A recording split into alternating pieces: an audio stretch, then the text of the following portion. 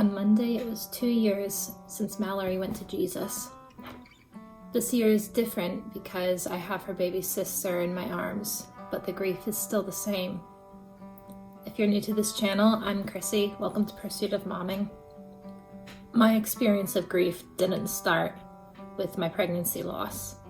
It started with my dad when I was 7 years old. And there are so many times in my life I wish my dad was there for me. And I mean physically here on this earth. But for the first time in over 20 years, he was there for me in a way that nobody else could. He was there to greet Mallory when she was born in heaven. I'm so grateful for how God brought me this comfort during my miscarriage. He gave me this priceless vision of my baby girl running into my dad's arms the night after I found out she had passed away, and my anguish was washed away with a supernatural peace. The grief wasn't gone forever, but I turned this vision into artwork so I could have a more tangible reminder on my bad days.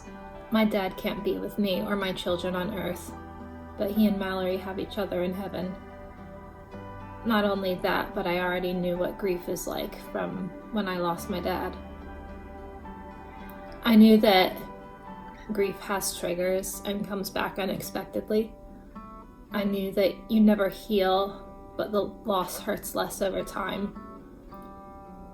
The wound is gone, but there's always a scar.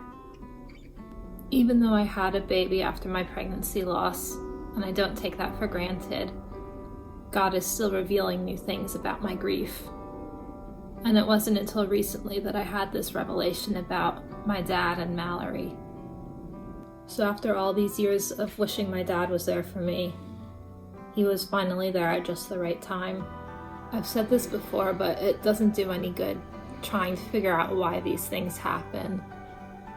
But what we can do is look for the redemption that God brings from it. I'm grateful for the way that God has carried me through my grief, and I'm grateful for the ways He's brought redemption to the pain, that I've been able to help other parents who have gone through this or who are currently going through this. If you've had an experience like this, I'd love to hear how God comforted you. And if you're having a hard time, know that you're not alone.